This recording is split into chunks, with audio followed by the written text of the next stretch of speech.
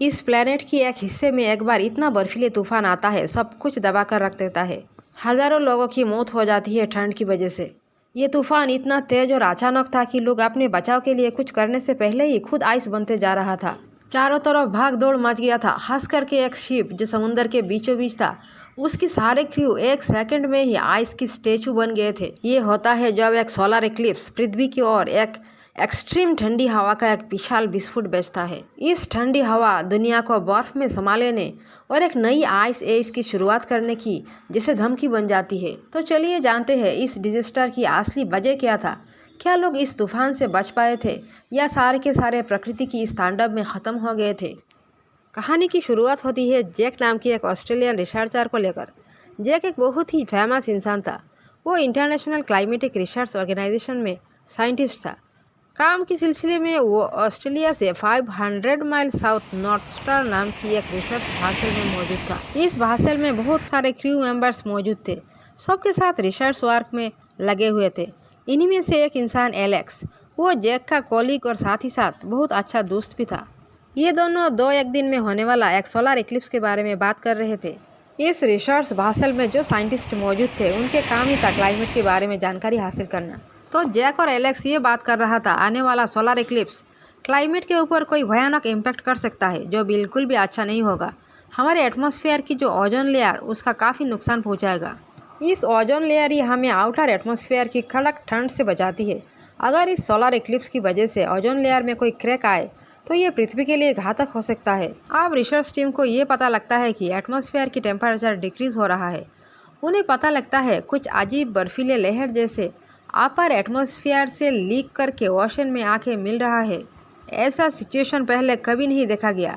Scientist को लग रहा है ये कोई नेचुरल क्लाइमेटिक चेंज की वजह से हो रहा है। इस तरफ ज़्यादा ध्यान नहीं दिया गया। अब दिखाया जाता है जैक को एक फ़ोन कॉल आता है।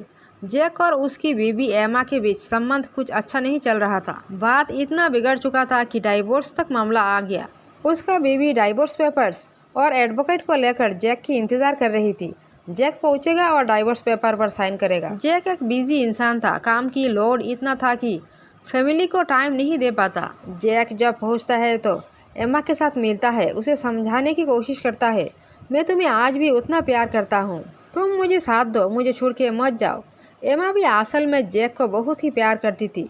यहाँ पे दोनों के जो मिसअंडरस्टैंडिंग थी सब कुछ ख़त्म हो गया। आप जैक की मुलाकात उसकी बेटी से होती है। वो बाहर से आते ही बाप बेटी की मुलाकात होता है। बेटी अपने पापा से रूठी हुई थी। पापा को बेटी की बर्थडे तक याद नहीं रहता। अब फैमिली प्रॉब्लम सब नॉर्मल हो जाता है। उस तरफ दिखाया जा रहा है कि क्लाइमेट की कंडीशन और भी ख़राब होते जा रहा है। ओजोन लेयर में जो क्रैक्स हुआ था वहाँ से आइस स्टॉर्म्स नीचे की तरफ आ रहा था। दूसरे दिन जैक को एक फ़ोन कॉल आता है। उसे इन्फॉर्मेशन मिलता है कि नॉर्थ स्टार शिप एक डेंजरस एक्सीडेंट की शिकार बन चुका है। कोई भी क्रू मेंबर्स जीवित नहीं बचा। इस बात सुनकर जैक को इतना झटका लगता है कि उसे विश्वास ही नहीं हो रहा था। और तो और एलेक्स उसका सबसे अच्छा दोस्त था। इस बात सुनते ही जैक उसका ही एक कॉलिग जो को लेकर उस स्थान पर चला जाता है जहां शिप को पाया गया है। जैक वहां पहुंचते ही देखता है शिप बीच के पास ही खड़ा है। शिप ठीक ठाक ही है लेकिन सारे लोगों की लाशें निकाले जा रहा है। एलेक्स भी और नहीं रहा। जैक रेस्क्यू टीम के साथ मिलता है लेकिन वो लोग कुछ नहीं बता पाया।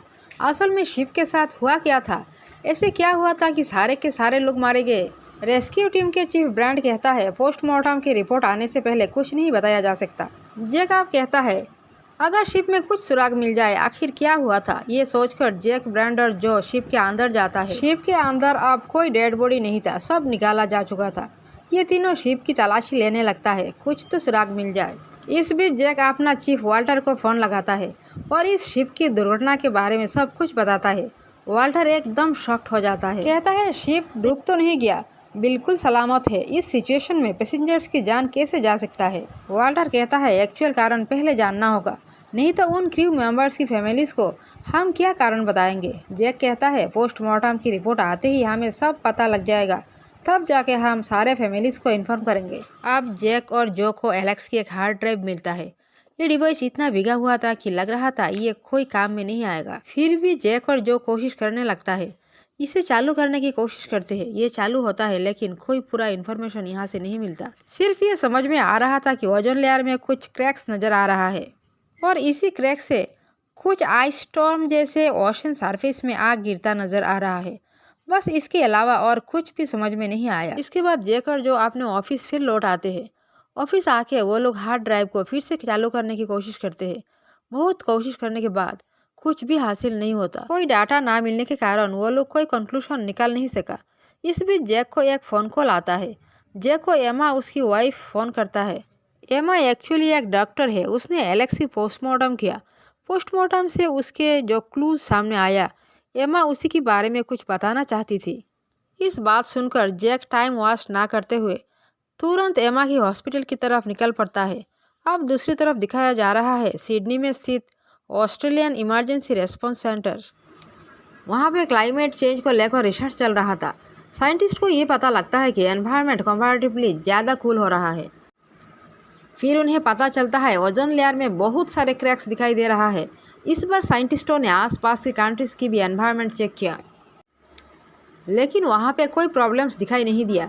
फिर उन्होंने सोचा ये ठीक हो जाएगा, ये एक नेचुरल फेनोमेना। फिर वो इस मैटर को इग्नोर करते हुए दूसरे काम पे लग जाता है। अब जैक आके हॉस्पिटल पहुँचता है। एमा पोस्टमार्टम के बारे में कुछ बताती है। एमा कहती है नॉर्थ स्टार शिप ऐसा एक भयानक आइस स्टॉर्म के बीच आ गया था जहाँ कोई लोगों को सर्वाइव करना नामुमकिन था। ठंड की वजह से ही सारे लोगों की जान चला गया। ये हवा एक सेकंड में ही सब कुछ आइस बनाने में सक्षम है। एमा कहती है इस घटना इतना जल्दी हो गया था कि वो लोग बचाव के लिए कुछ भी ना कर सका। अब जो जैक को ऑफिस से फ़ोन करती है, वो कहती है नेशनल फोरकास्टिंग से कोऑर्डिनेशन आया है। जैक कहता है एलेक्स की हार्ड डिस्क की इन्फॉर्मेशन के साथ कोऑर्डिनेशन की मैसेज को जांच करके देखना, जैसे हम एक्यूरेट इन्फॉर्मेशन लोगों के सामने ला सके। आप जैक के पास वाल्टर की फ़ोन कॉल आता है। वाल्टर इस इंसिडेंट के बारे में ज़रूरी इन्फॉर्मेशन जानना चाहता है।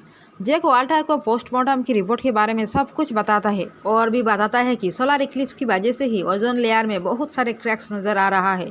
क्लाइमेट में भी काफ़ी बदलाव हो गया। ओजोन लेयर की लीक होने की वजह से एक बहुत ही ठंडी हवा की लहर नीचे आया था। उसी की चपेट में आ गया था नॉर्थ स्टार शिप, जिसका रिजल्ट इतना खतरनाक हुआ। लेकिन वाल्टर कहता है ये सब इन्फॉर्मेशन पब्लिक में ब्रॉडकास्ट करने की कोई ज़रूरत नहीं है। पहले पूरा रिसर्च करके देखना होगा असली प्रॉब्लम है क्या। बिना प्रूफ के जनता में ये फैल जाएगी तो इतना भागदौड़ मच जाएगी कि संभालना मुश्किल होगा। वाल्टर की बात टालते हुए जैक कहता है हम बहुत बड़े मुश्किल में फंसते जा रहे हैं। क्लाइमेट बहुत ही फास्ट चेंज हो रहा है। हमें एक रिसर्च कमेटी बनाना होगा। इमरजेंसी टाइम के लिए वेदर को एग्जामाइन करना शुरू करना होगा। जैक और भी कहता है कि इस काम के लिए हमें मिलिट्री सैटेलाइट की ज़रूरत पड़ेगी, लेकिन हमें इसकी परमिशन नहीं मिल सकता। अब जैक सोचता है क्या किया जाए, कुछ तो करना पड़ेगा। कोई सब्स्टिट्यूट ना देखकर उसने मिलिट्री सैटेलाइट को ही हैक कर डाला। और भी इन्फॉर्मेशन कलेक्ट करने के लिए जैक फिर से ब्रांड के साथ मिलता है और इस सिचुएशन के बारे में डिस्कस करने लगता है। जैक बहुत ही इफिशिएंट ऑफिसर था। उसको लग रहा था कुछ अनहोनी होने वाला है। इस आने वाला खतरों से वो पूरा सिटी के लोगों को बचाना चाहता है, लेकिन ब्रांड ऐसा कुछ होगा विश्वास ही नहीं करना चाहता। जैक कहता है मुझे लगता है नॉर्थ स्टार शिप के साथ जो हुआ है हमारे साथ भी वही होने वाला है और ऐसा सिचुएशन बहुत ही नज़दीक है। लेकिन अगर हम साधारण पब्लिक को कुछ इस बारे में बता दें तो वो लोग भी सतर्क हो जाएंगे, नुकसान कम होगा। हालांकि इस डिजास्टर को हम रोक नहीं सकते। ब्रांड फिर बात को टाल देता है। वो कहता है क्या सबूत है, कोई प्रूफ के बिना हम पब्लिक को कुछ नहीं बता सकते, लोग विश्वास ही नहीं करेंगे। यहाँ पे जैक और ब्रांड का कोई भी डिसीजन मिल नहीं रहा था। फिर जैक सोचता है कोई मेरा बात नहीं सुन रहा है, मुझे ही कुछ करना होगा, कम से कम मैं अपने फैमिली को बचाना होगा। ये सोचकर जैक एमा को फ़ोन लगाता है। एमा अपनी हॉस्पिटल में काम कर रही थी। जैक कहता है हमारे सिटी में भयानक कुछ होने वाला है। टेम्परेचर बहुत ही जल्द नीचे जा रहा है। सिटी की सारे लोगों को मैं अकेला नहीं बचा सकता। अब मेरा बात कोई भी विश्वास नहीं कर रहा। तुम मेरा बात मानो, तुम्हारे पेरेंट्स को लेकर जल्द ही मेरे लैब में चली आओ, यहाँ पे सब कुछ सुरक्षित है। फिर नाओमी के बारे में पूछता है। एमा बताती है नाओमी आप स्कूल में है। जैक टाइम वेस्ट ना करते हुए जल्द ही नाओमी की स्कूल पहुँच जाता है, लेकिन नाओमी की फ्रेंड्स बताते हैं नाओमी बीच में घूमने के लिए गई है। इस बात सुनकर जैक के जैसे होश ही उड़ गया। जहाँ सबसे ज़्यादा खतरा होने वाला नाओमी वहाँ पे क्यों गई है।